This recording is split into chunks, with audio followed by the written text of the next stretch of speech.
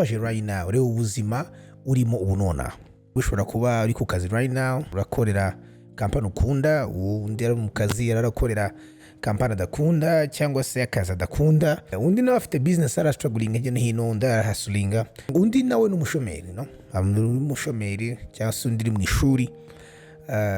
Ndagira ngo urebe ahantu uri right now wowe nk'umuntu ku giti cyawe. Ndagira ngo utekereze mu myaka 5 iri imbere. Think about it. Se ni hehe uzabugeze?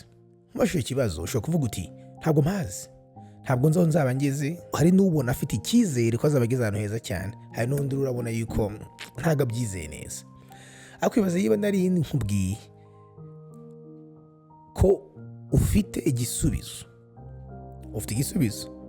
cyo kuba wagera aho ushaka mu myaka 5 iri imbere. Uyu ni umugabo witwaga Charlie Jones. Yaravuze ngo you'll be the same person you are today in 5 years except for the people you meet and the book you read. Bisi yo muyandi magambo aravuga ngo uzaba uri umuntu uri bunona nta cyahindutse, ntacyo wahindutse mu myaka 5 iri imbere.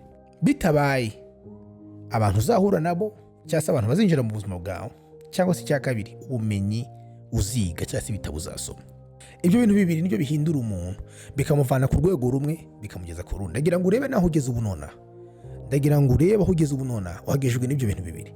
Byanze bikunze hari abantu mwahuye baragufasha, bamwe bagukonekta akazi, abandi bagukonekta trainings, abandi bagukonektinga ahantu uri, cyangwa se urahuri, cyangwa se ufite business ufite ubunona kubera ubumenyi wize cyangwa se ibitabo wasomye. So ibyo bintu bibiri ni ibintu biri key abantu uzamitinga mu buzima n'ibitabo uzasoma. So niyo mpamvu uyu munsi kuri party y'abantu tuzayivugaho, tumaze iminsi tunayivugaho, ariko cyane umuntu ashaka kuvuga no kubitabo. Hari ibitabo kuri jewe ndi umuntu usoma cyane, at least mu mwaka ngomba byibuze, ubundi cyane nifite speed nashobora gusoma nk'igitabo kimwe mu cyumweru, aho kubera akazi kenshi n'iki byaragabanutse cyane. At least ndi kuri 26, at least 26 ku mwaka. Ikintu uvuga ngo mu byumweru 2 mbe ndangije igitabo. Kubona umwanya wo kubisoma bisigaye bindushya kenshi. Mbyumva muri audio Mac, muri audio form, nkabyumva nko muri Audible, cyangwa se mfite a good ntuza Kindle soma nka highlightinga, but buri wese ashobora gusoma uko ashatse. Yewe hari ibitabo 5, ariko uyu munsi nahisemo kurenzaho byibuze ibindi 2 bishobora kuba binashapinze ubuzima bwanjye mu myaka 5 ishize. Akaba ari byo navuga ngo byahinduye uko narebaga ibintu, uko nakoraga, kuko mu myaka 5 ishize 6 ntabwo nari ndi wundi uyu munsi. But n'abantu twahuye, yes, barafashije, ariko rimwe na rimwe no kugira ngo duhure n'abo bantu byabanje guca mu bitabo nasomye. Uyu munsi mpamvu ngira ngo nge sharinge namwe ibitabo 5, ukuntu nza gusharinga namwe ibintu bitabo 5 byahinduye ubuzima bwanjye. Nzamvuga igitabo hanyuma mvuge byibuze nk'amasomo 2-3 nakuye muri icyo gitabo, kugira ngo byibuze ngutere inyota yo kuzasoma icyo gitabo, cyangwa se niba uri umuntu ukunda no gusoma, at least ndagira ngo usigire muri make icyo gitabo kivuga, byibuze wubakire kuri icyo gitabo, kuri ibyo bintu icyo gitabo kivuga, ubashe improving ubuzima bwawe. Igitabo cya mbere to me, kuko nari umwimmigrant, nagiye muri Amerika ntangira ubuzima nk'abandi, from zero, ibintu byose ntangira from zero. Igitabo cya mbere cyari ubuzima bwanjye, igitabo cyitwa Immigrant Age. Iki ni igitabo cy'umugabo witwa Brian Buffini. Muri kino gitabo ikintu gikundira, urumva even na title ngo Immigrant Age ivuze ngo mbega ni nakarusho, cyangwa se akarusho muri mindset cyangwa mu mitekerereze umuntu umwimukira cyangwa se umwimmigrant agira. So muri kino gitabo asobanura ukuntu iyo umuntu agiye ari umwimukira mu gihugu gishyashya asa nk'utangiye, ari amashuri yiza kenshi bitangira kuri zero, ari connection ntazaba afite, vuga ngo ibintu byose agomba gukora inshuro 3 inshuro 4 cyane kuruta umuntu muri icyo gihugu. So kubera rero iyo ako kantu kaka age gatuma akora cyane, none yabatuma akora cyane, ashakisha cyane, bikabuilding a character cyangwa se bikabuilding uburyo atekereza, uburyo akora, ugasanga n'abashe no kugera kure byihuta kuruta umuntu wo muri icyo gihugu. Actually yasobanuye muri icyo gitabo uburyo abantu bubatse Amerika bari abantu baba immigrants.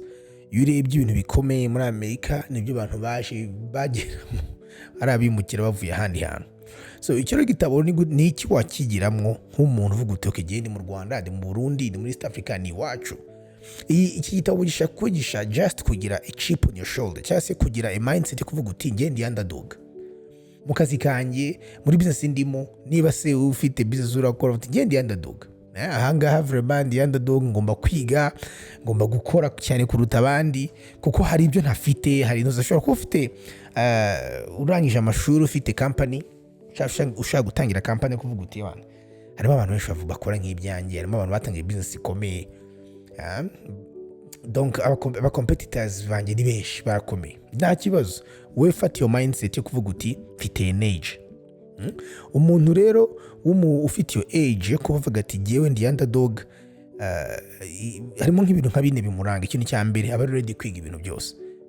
Uvuga uti jyewe ndiga, wana ndi open kwiga kabisa. Usanga kenshi abantu bita nkaho bakomeye baba barageze abantu baba bakiga.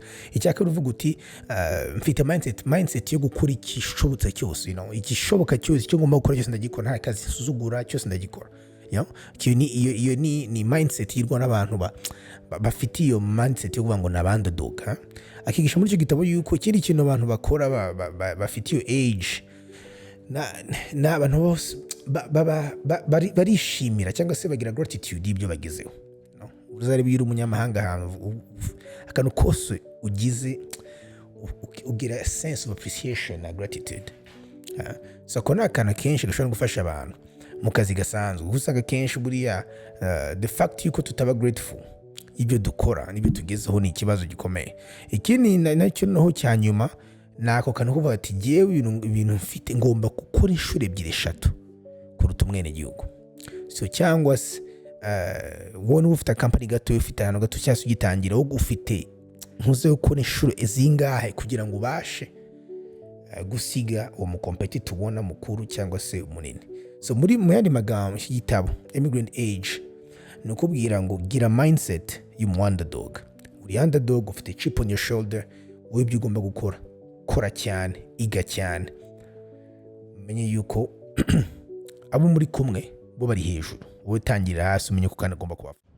Hello Abavip, murakomeye meze neza. Iki cya kiganiro cy'ubwenge bwa buri munsi, business ndetse n'ubumenyi. Niba ushaka gukomeza kubiganira nk'ibi, urusanga kuri YouTube channel y'Abavip TV.